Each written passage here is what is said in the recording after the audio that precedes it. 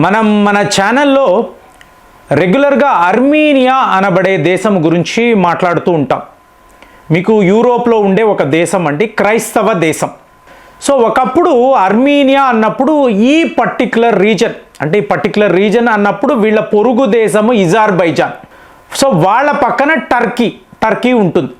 కాబట్టి ఎప్పుడూ కూడా ఇది ఒక మతపరమైన ఘర్షణ అన్నట్టుగా మాట్లాడతారు. అలా ఉండదండి.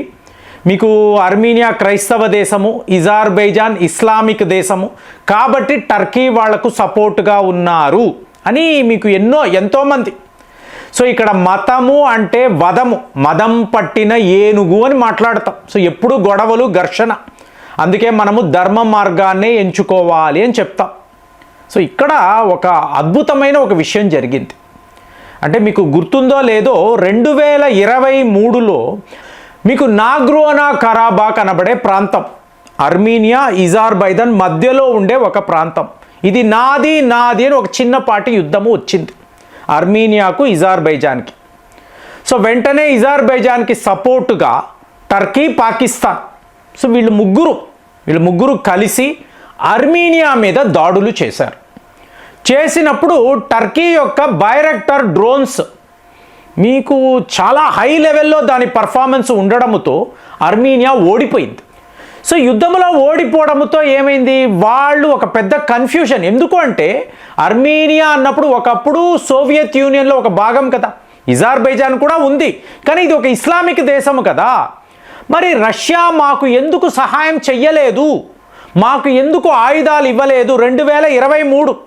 ఆటోమేటిక్గా ఆబ్వియస్ రీజన్ ఏమిటి, రష్యా వాళ్ళు యుక్రెయిన్తో చేస్తున్న యుద్ధం. కాబట్టి వీళ్ళు అర్మీనియాను ఆదుకోలేకపోయారు.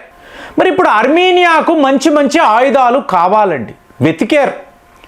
చైనా వాడు అన్నప్పుడు పువర్ క్వాలిటీ అర్థమైంది. యూరోప్ దేశాలంటే ఒక యూకే వద్దో ఫ్రాన్స్ వద్దో ఆయుధాలు కొనాలి అంటే చాలా కాస్ట్లీ. మీకు అర్మీనియా అన్నప్పుడు చాలా పెద్ద దేశం అండి ఒకప్పుడు. ఇప్పుడు మనం రోమన్ సామ్రాజ్యము అంటాం. సో అందులో అర్మీనియా చాలా ముఖ్యమైన ఒక భాగం. ఇంకా టర్కీ పాలకులు కూడా అర్మీనియానే. అలాంటిది ఇవాళ వాళ్ళు ఒక ఆయుధము కొనడానికి కూడా డబ్బు లేక, బడ్జెట్లు లేక, రష్యా సపోర్ట్ లేక ఇబ్బందులు పడుతున్నారు. ఫైనల్గా వీళ్ళు ఏం చూశారు అంటే భారత్ వద్ద ఆయుధాలు కొంటే, చూడండి మనము డిఫెన్స్ రంగంలో ఉండము, మనము ఎప్పుడు ఏ దేశానికి మన ఆయుధాలను ఎగుమతులు చేసింది లేదు. అలాంటిది అర్మీనియా వాళ్ళకు మన మీద గురి. సో వీళ్ళ దగ్గర కొంటే ఎలా ఉంటుంది, ఆటోమేటిక్గా వీళ్ళు మనల్ని అప్రోచ్ అయ్యారు. మన ఎక్స్పర్ట్స్ కూడా అర్మీనియా వెళ్ళి అంతా చూసుకొని Pinaka multi barrel rocket system, ఇది మీరు కొనుక్కోండి మా వద్ద, ఇది ఉంటే మీకు ఖచ్చితంగా అజర్బైజాన్ని ఎదిరించగలరు, మనము ఇచ్చిన రికమెండేషన్.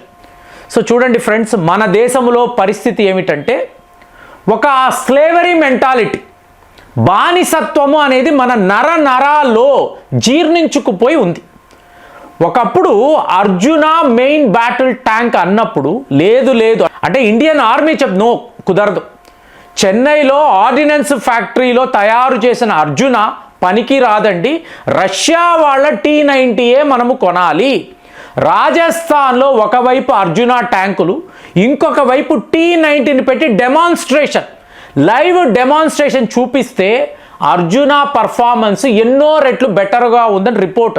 అయినా కూడా మనం ఏంటి, లేదు రష్యా వాళ్ళ ట్యాంకులే కొన్నాం. అలాగే ఇవాళ మీకు ఇక్కడ పినాకా, మీకు DRDO వాళ్ళు తయారు చేసిన Pinaka multi barrel rocket system, ఇదేం పెద్ద పని చెయ్యదండి అని ఇండియన్ ఆర్మీ చెప్పింది. తరువాత చూడండి, మీరు నమ్మరు ఫ్రెండ్స్, మన వద్ద అటాక్ గన్స్ ఉన్నాయండి. DRDO వాళ్ళు తయారు చేసిన attack guns 155 mm artillery weapons అని అంటారు. మీకు దీని యొక్క ఈ బ్యారల్ ఉంది చూసారా, ప్రపంచంలో ద లాంగెస్ట్. అంటే ఏకంగా ఒక షెల్ ఇంత లావ్ మీరు నేను మొయ్యలేము, మీకు ఆర్మీలో ట్రైనింగ్ ఉంటుంది, వాళ్ళే మొయ్యగలరు. దీనిని లోడ్ చేశాక 45 కిలోమీటర్ల నుంచి 70 కిలోమీటర్లు కూడా ఈ గన్ను ఫైర్ చేయగలదు. వరల్డ్లోనే లాంగెస్ట్ అండి. అమెరికా వాడు ఇవాళ భారత్ వద్ద ఈ అటాక్ గన్స్ కొంటే ఎలా ఉంటుంది, ఇవాళ ప్రపోజల్ ఉంది. కానీ ఇక్కడ ఇండియన్ ఆర్మీ ఏమంటుంది, లేదండి, డిఆర్డిఓ తయారు చేసేవంతా మేము నమ్మము, ఇది యుద్ధము, రేపు యుద్ధములో ఓడిపోయామంటే అంటే మన ఆయుధాల మీద మనకే నమ్మకం లేదు. చూడండి, సో ఇప్పుడు అర్మీనియాకు మనం రికమెండ్ చేసాం, పినాకా మల్టీ బ్యారల్ రాకెట్ సిస్టమ్ని కొనండి, అలాగే మేము ఇలాంటి ఆర్టిలరీ వెపన్స్ ఇస్తాం, మీరు అటాక్ గన్స్ ఇస్తాం, తీసుకువెళ్ళి ఇచ్చాం, చవక ధరకు అత్యుత్తమమైన ఆయుధాలు. ఏముంది ప్రేమ్ గారు, మనకు మనం చెప్పుకుంటాం, అయిపోయిందా? సో సరిగ్గా మొన్న 2025లో మళ్ళీ ఇజార్బైజాన్తో ఒక కాన్ఫ్లిక్ట్ అండి, ఒక చిన్నపాటి యుద్ధం. సో ఇజార్బైజాన్ వాళ్ళు ఏం చేశారు, వాళ్ళ ట్యాంకులు, టర్కీ వాడు ఇచ్చిన ట్యాంకులు, వాళ్ళ వద్ద ఉండే మీకు ఇలాగ హవిట్జర్స్, వీటినంతా తీసుకువచ్చి మీకు అర్మీనియా ముందు మోహరించారు. సో ఇప్పుడు మనము ట్రైన్ చేసిన, అంటే ఇండియన్ ఆర్మీకి చెందిన వాళ్ళు అర్మీనియా వెళ్ళి వాళ్ళకి ట్రైనింగ్ ఇచ్చారండి. చూడండి ఫ్రెండ్స్, ట్రైనింగ్ ఇచ్చారు కదా, మీరు ఇలా ఈ ఆయుధాలను ఆపరేట్ చేయాలి మనం చెప్పాం. వెంటనే అర్మీనియా వాళ్ళు అజర్బైజాన్ యొక్క ట్యాంకుల మీద దాడులు, ప్రిసిషన్ అటాక్స్ అంటారు, టకా మీకు మన పినాకా మీకు 1 నిమిషానికి 48 రాకెట్లు ఫైర్ చేయగలదండి. ప్రపంచంలో one of the best. So మళ్ళీ మనమే చెప్పుకుంటున్నాం, అవునా?